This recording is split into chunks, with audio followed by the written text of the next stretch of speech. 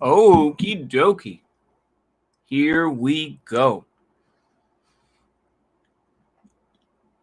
Y'all see the title? Y'all know what it is. Let's go ahead and just get into it. So, let's talk about the optics game and where the United States stands in 2021. The U.S. is losing ground. Demographically, politically, militarily. Oi.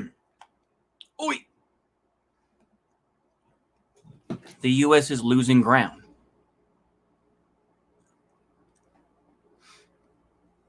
Now, where do we really go? We don't want to push the hatred of the Second World War. We don't want to have the bucktooth Tojo thing and, oh, yeah, also, we will beat you, American. We don't want to do that.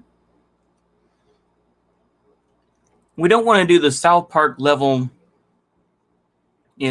stereotypes of like Osama bin Laden, or even, like I said, with the Japanese, very small penis. We don't want to do the 4chan sort of, ching chonga pinga ponga. They don't want to do that. They don't want to do. They don't want to outright say Islam is bad. At least the smarter folks. They won't say, "Oh, Islam isn't inherently, prejudice. It's not that." And the thing is, they don't want to admit to themselves where they are, right? They don't want to do that. So what happens is that we're going to play the optics game of being hypocritical as fuck.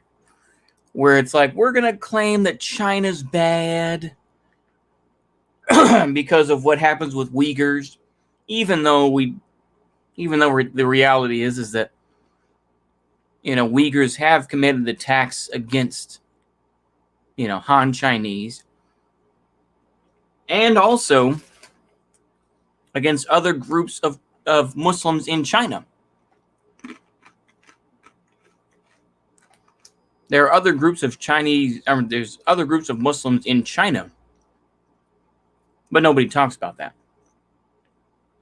They could talk about that in context and say, oh, it's so awful, but they, it's ironic how they will say, oh, the Taliban is Islamofascism or whatever the case may be. But when it comes to China and the Uyghurs, they pretend to give a shit. This leaves the U.S. without a good plan. How can you simultaneously have neocons or liberal hawks or whatever you want, just hawks in general,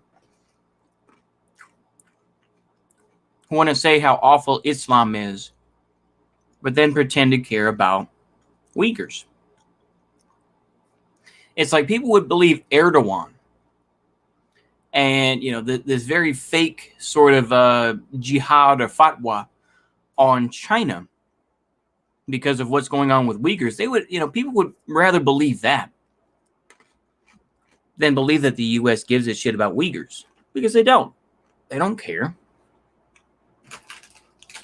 They simply use them as pawns.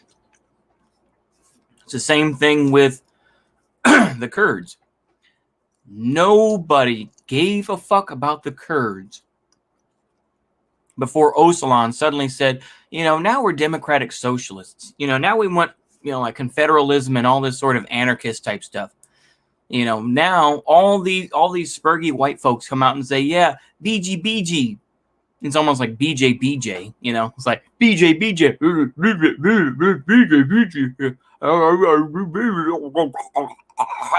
Right? I'm sorry to do that, but yeah, BG.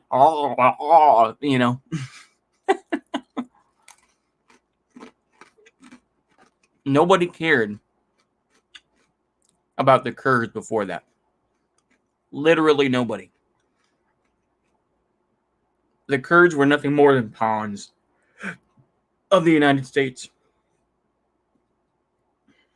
And the thing is, I mean, the relativism that goes on, where it's like, well, the Kurds burned down some home, but that's not as bad as what Assad does. Look how many people he's gassed and all this sort of stuff. It's just like, I don't know, man. I just find it to be hypocritical in general, where I'll see some folks that doesn't look like are saying Sharia bad is Islamophobic. I don't know if that's ironic or not. And I'm looking at Vosh's chat when he was talking about Afghanistan. And you'll see all these folks who are just like, oh, it's so awful what's going on in Afghanistan, this and that. It's called Sharia law. That's what the Taliban will bring. Oh.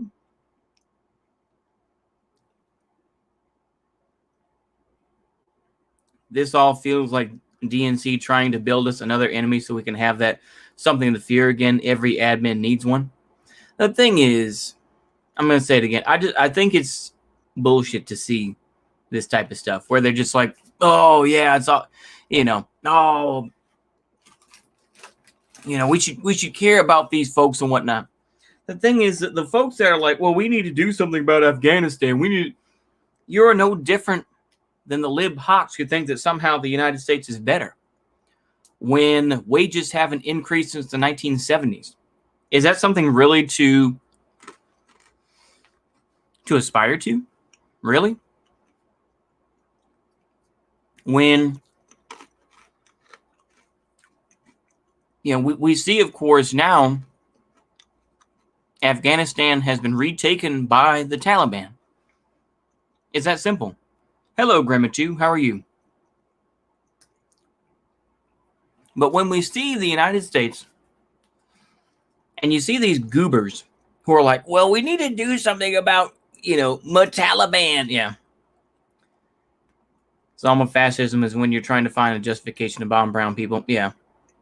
Yeah, absolutely. That's good, Grandma2. I'm glad.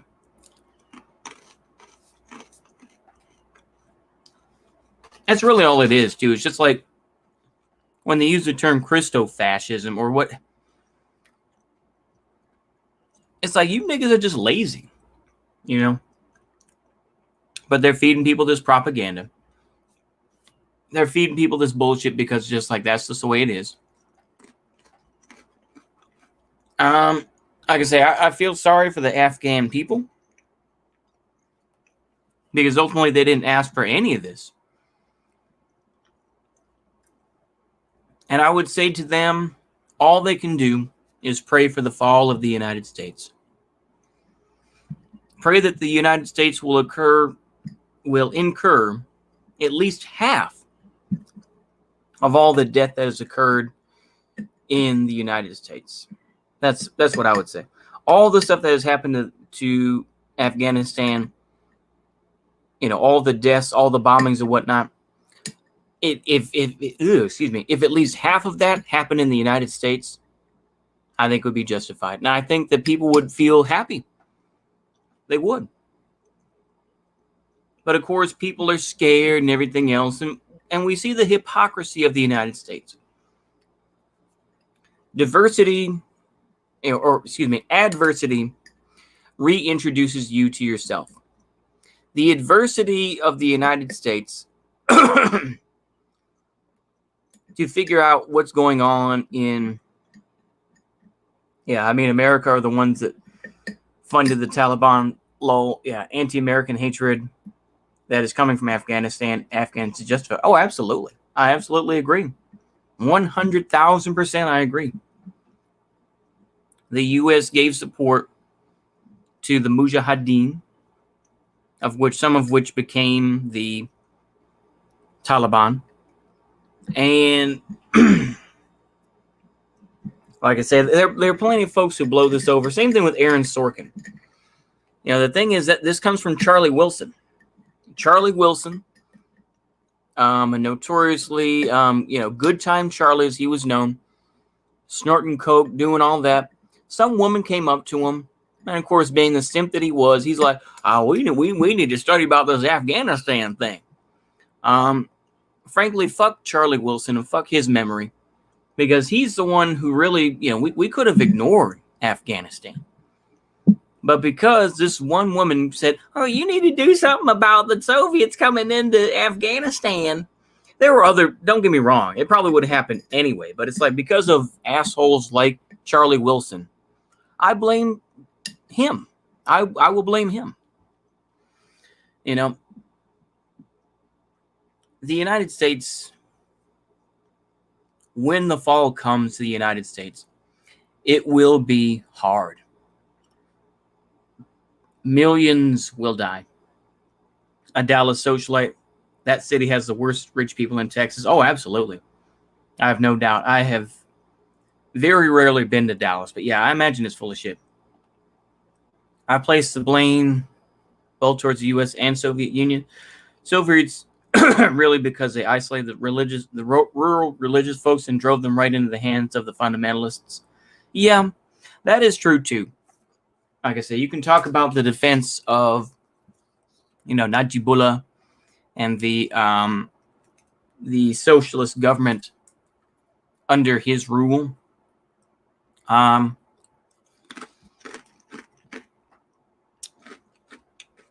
thing is that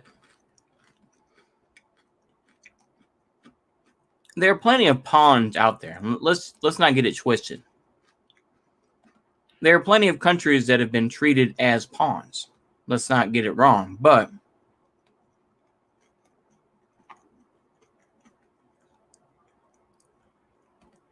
the thing is, though, is that Muslim groups have always been made the biggest pawns. Because the thing is that, in general, Americans hate Islam. But libs in particular, it always comes down to libs. Like I say, at least, the the Cletus type or the rednecks, at least they're honest, where they're just like, I just don't like Islam because it's against Christianity. I don't want 1 million Americans to die, but I think that's what's going to occur anyway. Like I say, I don't wish for that to happen, but I do think that's what's going to happen. Whether you want to say it's climate change, whether you want to say it's a civil war, whichever reason you want to use, I just think it's going to happen. The thing is, the U.S. has come up with such bad PR and such bad propaganda that really there's no way that they could defend themselves, realistically. It's so transparent and so obvious that Khomeini was right. Reject both communism. Yeah. Wahhabis are useful idiots. Yeah, they are. Pawns of the Saudis tribe/family. They use the Wahhabis to massacre the tribes under the Islamic banner. That's true too. That is true. I think that the whole thing is, though, is sometimes not necessarily in chess, but I would say pawns in general can come back to hurt you. You have so many glib folks and so many just outright just bad faith actors out there who are just like, oh, it's so awful that the Kurds are getting abandoned, because of Trump. And it's just like, you didn't give a shit about the Kurds back in 1991. Well. I mean, look, man, this country willingly abandoned Afghanistan. And we saw, it's like nobody was going to talk for Joe Biden. You've seen how awful he is at press conferences. You allowed him to be asked the question about Afghanistan. It's like, no, absolutely not. The Taliban will not take over. He made a fool of himself. Hold on.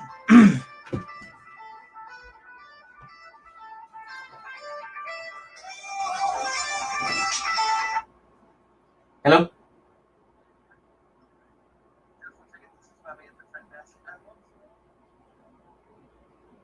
Huh?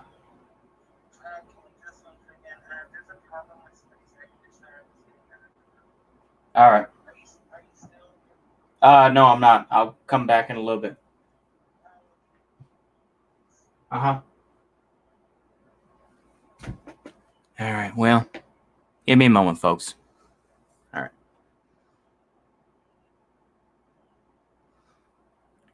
Probably gonna have to wrap this up pretty soon, but we'll make it work.